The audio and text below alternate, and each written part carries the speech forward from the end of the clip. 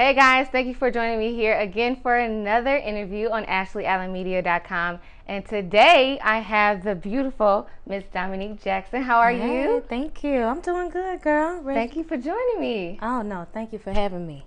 Absolutely. You know, I always have to pay attention and show appreciation to great talent like yours. Snap, hey. Especially me, you know, I wish I was a singer. That's one talent that I wish I had. So when I see a great singer, gotta give it a thumbs up, right? Oh, thank you. Appreciate that. So tell me a little bit about yourself. I know you're from Memphis, correct? That's right. So tell me what it was like growing up in Memphis. Woo, wait, a lot of music. Growing up in Memphis, it's like the home of soul. When you think of Memphis, you think of Aretha Franklin. You think of B.B. King. So the city is filled with dope artists, and you could just feel that, I don't know, it's like a certain type of spirit or upbeat that comes with it. So I adopted it. And I fell in love with music early on. So now I'm here years later, releasing my own. And yeah, it's just cool vibes. Yeah. Did you always think that you would become a singer or? I was always around music. I didn't really know that was the track because I was just in love with it in general, just like overall. So whether I was on the drums or playing the viola. Okay. Yeah, I just loved it. Okay. So yeah, I didn't know that singing was going to be the path. Okay. So tell me a little bit about your purpose. So on your website, I saw that you have a purpose or a mission statement on there that I loved, which is that you want to cultivate a new generation of artists to inspire others through creative and performing arts. So expound a little bit on that and tell me how you came up with that. Okay, well, I came up with that because alongside from the music, I have a passion for kids. It's just something about them, the innocence, and they're fresh, and I just want to be that person. Just want to be that one person to let them know that you have an outlet. Yeah. We deal with so much as adults, and some children, everyone's going through their own story. So I found out early on that music is my outlet to, it's my cry, it's my scream, it's my joy when everything is like not going right. Yeah. So I just want to change the world through music. I want people to feel good. Yeah. So yeah, and I love that because I think people don't really realize how important music or even just the performing arts in general has an impact. You know, I went to a liberal arts school and I really enjoyed having that break, going to acting and singing class and stuff like that. So it's really important in the development of kids. So I'm glad that you're giving back, and that's a passion for you. That's awesome. So of course, a little bit more about you. You've done a lot of cool stuff. Yeah, okay, like singing for Obama, excuse me, President Obama and the First Lady Michelle. So tell me how that was. Oh, wait, girl. Okay, so freshman year of college, I'm walking in, and we used to have to compete for spots. I always tell people it was similar to Drumline. Okay. So I auditioned, and a lot of the upperclassmen had, their thing to say, how you gonna let her go? She a freshman. She just got here. But I worked my butt off. Like, I've always been a hard worker. I was like, I'm gonna get a spot on that seat. I'm gonna get a seat on that bus. And I made it. So he used to post the list, and I found out of like 100 people in the choir, he could only take 14. Okay. So I was one of the people that got selected. So next thing I know, I was on the bus, a long ride from Texas to Washington, D.C. A long bus ride with people, and there I was in the White House and performing for President Barack Obama and First Lady Michelle. It was awesome. I was the first person to walk in and meet them. Yeah. How do you prepare for a moment like that? You know, there's something that you always dream and think of, and when you're in that moment, like what do you do? The funny part is, people don't know this story. No one knows this story because they never asked. They told us that Barack Obama was not there that day. So his people, they said, he's not here. He's out the country. So we had just finished singing. I was like, dang, I thought I was going to meet the first black president. Yeah. And all I know, I was talking to someone and my head was turned. And I turned around. They opened these big grand doors. So I'm like, what's going on? And as soon as I turned around, it was First Lady Michelle. Said, hi, how are you doing? I said, hi. I just started trembling. I said, hi, hey. And here comes Barack Obama. He said, hi, Merry Christmas. And this huge voice. I said, Merry Christmas. And it was so embarrassing looking back, but I just started crying because I was like, how did I get here? This little girl from Memphis chilling in the White House, singing, doing what I love. It's crazy. Well, it's crazy to think, we never think that we experience stuff like that, but you always end up where you're supposed to be, and you were meant to be there. Yeah, obviously, girl. Right? So on top of that, you've done some other cool things like singing. You performed with Miss Yolanda Adams. Yeah. Right. So tell me about that again. Sharing a stage with another huge name. Okay. Another thing, I didn't know that was going to happen either. So my life is just full of surprises. Yeah. So I just went off to college, and freshman year passed, the White House happened, and then we got this call. My director, we were a traveling choir. He was like, "Hey, we're looking for a singer to sing with a Grammy Award singer." We didn't know who she was going to be. I was like, okay, but I stopped singing for a while after losing my grandma. So that was like she was my motivation. She pretty much raised me. So I really didn't want to sing anymore on that level. Okay. So he asked me, he was like, "I think you should audition." I said, "No, I don't want to do that. Like, I'm not trying to take it there." He was like, "I think you should." Fast forward, I changed my mind, and a month goes by. So we've forgotten about this stuff. And he calls me into his office. I definitely thought I was in trouble for going to the party that he told us not to go to the night before. So he called me in his office, and I said, "I'm kicked out. I know." And he was like, "Yeah, I got a call about you." And I said, "Who told? Who told on me?" So he said, "Well, the people from UNCF called, and they picked audition number 3. I guess my confidence in singing it went down after going years without doing it. Right. So I was like, "Oh, tell whoever the girl is, congratulations to her.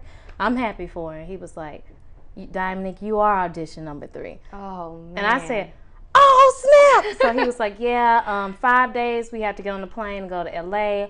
And I was like, "Wait, who am I going to be singing with?" I'm thinking it's another artist, like another HBCU person. They're like, "No, you're going to be on stage with Yolanda Adams." And I'm like, "Oh, no, wait, hold on.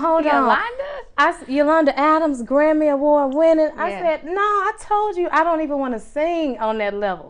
What are you doing?" And it happened. He said, "Well, you're the one they picked, and we have to get on the plane, so you have to do it." So there I was in LA at the Pasadena Civic Center. Yeah, that was the place, and boom, we had to do it, and I had to get through it. Oh man, now that's an amazing story. But you made it, and I made it. You perform under pressure, and I think that that shows a true artist. So what does an artist mean to you? A lot of people have their own definition, their own idea of what an artist is, but what is an artist to you? An artist to me is a person who is first confidence. No one wants to buy into anyone who doesn't buy into themselves. It's all about, you have to invest in yourself first. That's one. So I look for confidence. I want to see you on stage owning whatever you do, no matter who's in the room. I don't care if it's Beyonce, you know, they're still not you. Yeah. So confidence is number 1. 2 is your own style.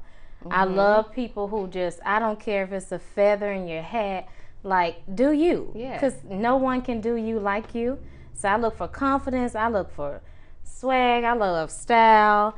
And most importantly, last but not least, I look for honesty. It's so difficult being in the industry or growing up, all of us as emerging artists. It's hard not to adopt what you see. You know, it comes with the environment. So you're like, okay, she wears a dress. Okay, I'm going to do that too. Okay, this is a Me Too type of generation as it pertains to artistry. And I'm not that person. A lot of the music I write, it's not as current. Some people might consider, well, it's not the SZA. And I'm like, but it's the Diamonique. Yeah, but you know, I love that because I feel like the state of R&B, well, I think overall the state of music has changed in a way. Like, I prefer to listen to old school music. And the state of R&B right now, like, I miss the love songs for, you know, the women artists and the men artists. So, you know, when I heard your song, Give Me a Sign, like, that was really refreshing to hear because you just don't hear songs that are vulnerable now, and it shows true musicianship. So I really, really enjoyed that. So where's your place in the music industry? What are you trying to do in your career? Where do you see yourself going? I see myself outside of singing. I'm using this as a tool to I really have a passion for writing. I want to be the female Neo. I want to write the songs for Beyonce. I want to write it for Taylor Swift. Music is a universal language, so I don't. Although I chose R&B as my musical expression because that's what's authentic to me. I write country music. I write bluegrass.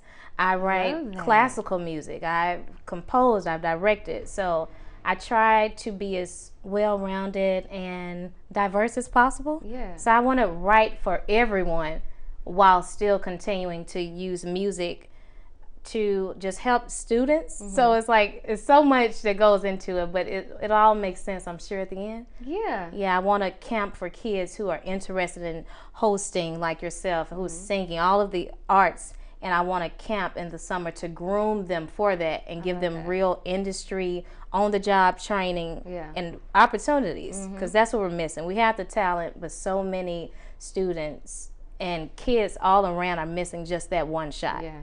That one time. And they don't know where to start. They don't know where to start. So by having a program like that, they build colleagues and they can come up together. So that's a great idea. Thank you. I love that. See? Smart, talented, everything, the whole package. So it's safe to say that you do enjoy writing more than performing? I find writing more therapeutic for me. Okay. The writing heals me. I love performing too, but writing is what heals me and it makes me feel whole as a person. It just helps me stay sane. Yeah. In a world where there's so much going on and I'm pulled in so many directions, like you're teaching, which is giving. You're writing for others, which is giving. So writing is like, I still end up making that giving to people, but it's for me to get out whatever I'm going through at that time. So I guess you could say that I love it all, but this is my therapy. Okay. Writing is my therapy. All right. So let's jump into the single, Give Me a Sign. So tell me, let's break down the song. What inspired this song? What inspired this song? Give Me a Sign was actually talking about a situation in my last relationship where I was just head over heels over this guy, and I think it's so hard as women for us to admit that when you're so strong. I'm like, I ain't about to tell him. Right. Look, I'm a strong woman. I can hold it down by myself. I don't need you. But I was just crazy about this man, and I was like, just say something. Like, I'm doing everything. Like, my pride is killing me. I'm trying to let you know I'm feeling you, and you're not really reciprocating it the way I'd like. Because if you were, I wouldn't have to ask you, can you give me a sign? Right. To let me know we could take it to the next level. So that's the storyline about my last situation type of thing. All right. So because we're talking about that, so let's say that there's a viewer watching out here who's going through that. What advice would you give her if she's in that situation? Should she be looking for a sign? Should she keep it moving? Ladies, what should she do? Well, I believe that if you ask, you shall receive. Okay. So I don't think there's a problem with being a woman and asking, but don't beg. Right. Yeah, I don't play that. No. Like, hold your ground. You can ask and be nice, but do not beg, because we don't want to look desperate. Right. And you want to realize that you are the prize at the end of the day. Listen to her. Like, hashtag. Yes. You are the prize.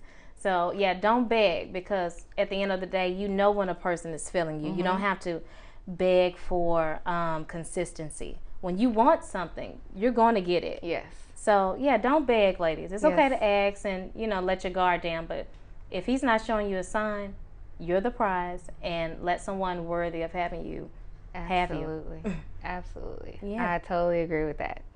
So let's talk about the LYT challenge. Oh. Tell me a little bit about that. That's so exciting. Okay, y'all. So the Lit Challenge is something, why is my life like this? The Lit Challenge came about, I was in the car in the parking lot of Target, North Hollywood.